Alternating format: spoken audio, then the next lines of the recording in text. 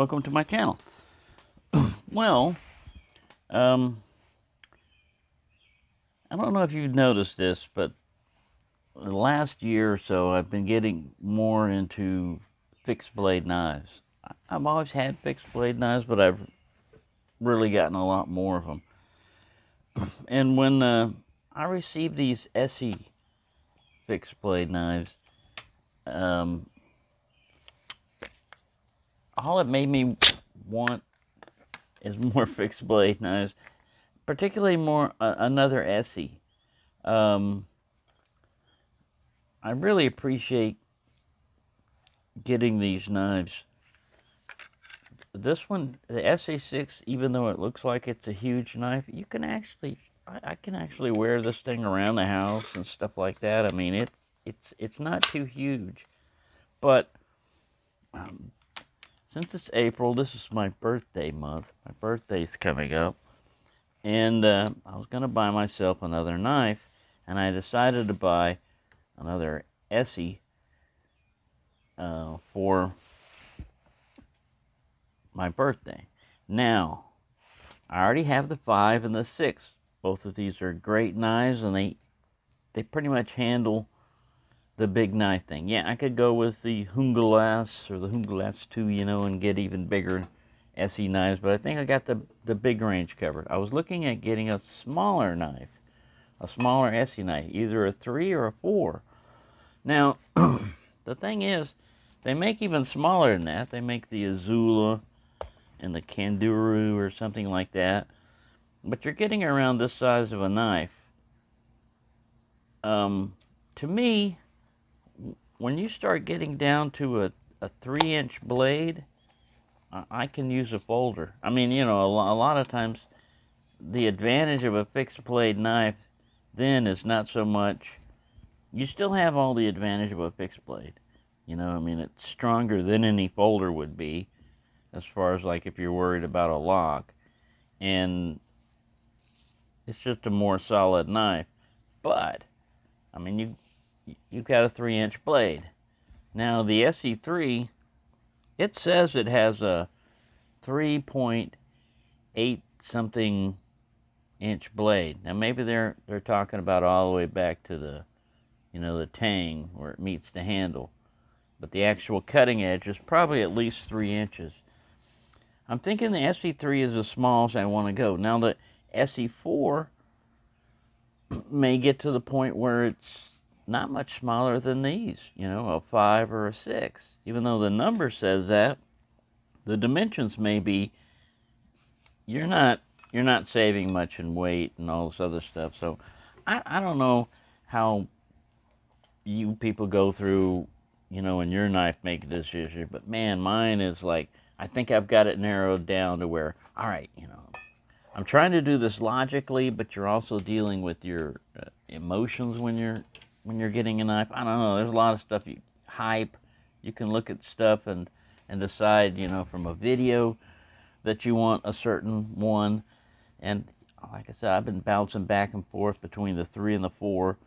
I think I'm going to get the 3 with the glass breaker, but not the sharpened false edge. They make one with a clip point, a 3 mil CP or something, where this part up here is sharpened. Now, for me, a 3-inch type of blade is not, to me, the sharpened false edge is for a self-defense back cut. I mean, there may be other things you can do with it, but I think that's the main reason for that. And with a small blade, and Essie's got, this is not Essie, but Essie's got jimping up there, and then this part is sharp. So I'm not going to beat on a small knife like that, but if you're going to baton with a sharpened clip point, you're going to have a hard time. But the main thing is, if you slip, or if you forget that it's sharpened, you're going to slice yourself open with one of those. So I'm going to avoid that one. That's not for me. But anyways, I just want to let you know that's my dilemma. That's what I go through. I'll take days sometimes, mainly because I don't have any money. If I had the money right now, this decision would already be made. If I had the money in the account and I look at it, good or bad, I would have either gotten a 3 or 4 coming in. Now, eventually I'm going to get both probably, you know, but I was which one to get first. I think it's like Jimmy J asked me, if you could only get one of these two, which would you get? And it's like, man, that is difficult. Well, I wouldn't only get one, I would get both. But which would you get first? I think I would get the 6 first, mainly because um,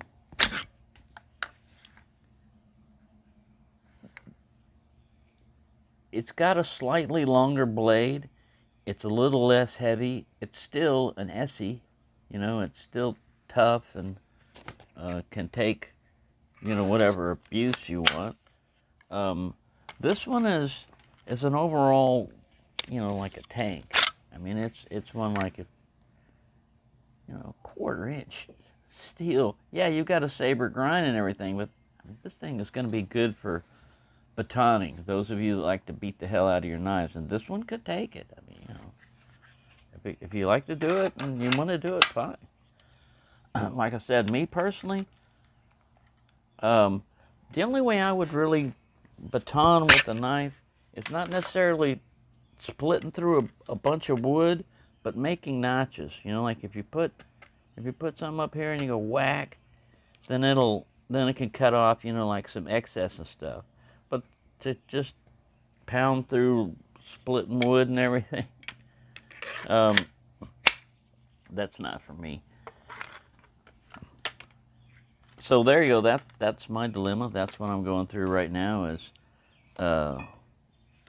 when to get the knife. You know, of course, is when I get paid, and narrowing it down to which one. You know, because I thought, oh, I want this one. I want that one, and you know, I flop back and forth until I finally have the money, and then I make the decision. And sometimes after you make the decision to purchase a knife, I don't know if you do this or not. You're like, oh man, I wish I would have got the SE4.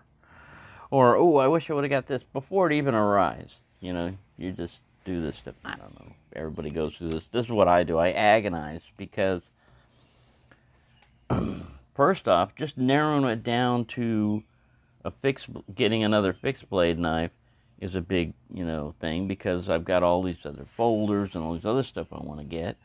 And these were given to me. I don't really need any more Essies. These are pretty good, you know, but it's not a matter of need. It's like an SE3 or a 4 would go well with these. It would fit well with these. It'd be smaller, more likely to carry it more often or to use it. Yeah, that's what I go through. The big dilemma. Oh man, I'll watch a bunch of YouTube videos. YouTube will show. It'll have a little red bar if you've watched it before on the bottom, like on your feed. And most ones, if I search for like SE3 or SE4, all the videos that pop up in the feed I've either watched already or I've watched up to a certain point. Because I mean, this is part of what I do to make my decision. You can look at the specs and everything, but I want to get different people's opinion of them actually having the knife, their first impressions, using it, you know, whatever. Something to give me an idea of did they find something they didn't like about it? Are they happy with their purchase? You know, most people, by the time you spend $130, I mean, that's the price range I'm looking for. This is, you know, anywhere from $100 to $130 for an SE3. And even more if you're going to go for SE4 with S35VN, you're looking around $150. That's just April 2023 prices. Who knows what it's going to be in the future. But anyway, that's what I'm going through. That's my dilemma. And I probably won't get, you know, paid until Friday or so. So I'm going to have to agonize through this for a little while. But anyway, that's kind of like a heads up. You're going to see another fixed blade coming up. No, it won't be a flashlight this time. I might get a flashlight. I pretty much got as many flashlights as I a while back I got as many flashlights as I need, but I mean, that I want. I still have a couple of more flashlights that I'd like to get, but knives is a much bigger list for me of knives I want to get. You know, like a little tiny list of flashlights, and the knife list won't even fit on the camera. I mean, it's just huge of all those different knives on it, because there's always something out there that piques my interest. So yeah, that's what you're going to see in the future is another Essie knife, probably a 3, possibly a 4. Just kind of flip of the coin. Right now, this is Monday, and this is what I decided. By the time we reach Friday, hopefully it'll still be on the same thought process. Anyways, thank you for watching, and have a nice day. Oh, I also wanted to add thank you to the people that responded to that poll. I kind of phrased it as, do you carry a fixed blade knife? And if so, you know, like around a 3-inch fixed blade, what type? And there's a lot of good choices out there, but like I said, I finally narrowed it down to I'm going to get another Essie, mainly because these were given to me, and in order to support the company, I should buy one. You know, this is the way I look at it. You know, it's an American-made company. I'm an American company making American knives, and the warranty goes with these when you're given one. But I just wanted to support the company directly, you know, by buying one of the knives, and to have something, you know, a companion to go with these, a little bit smaller. So anyways, thank you everyone who, you know, responded to that poll and gave me an idea. And I put some silly responses in there, and like I plead the fifth, and what was the question again? And somebody actually clicked on the plead the fifth, so thank you for understanding humor, those of you that put it up there. I was serious about it, you know, thank you also the people that were serious. A lot of people don't carry fixed blades, especially like small ones. If they're going to carry a fixed blade, then it's going to be a longer one. If it gets below a certain range, this is the way I think about this also, if it gets around or under 3 inches, I've got a lot of more compact options for a 3-inch blade. And the strength of the pivot and everything else in the locking system doesn't really factor into it a lot, because I don't heavy use small blades. If I want heavy use, that's what I got a big fixed blade for. You can abuse a smaller fixed blade more than you can a smaller folding knife. I mean, there are advantages to everything. So anyways, I've rambled on long enough. Thank you for watching, and have a nice day.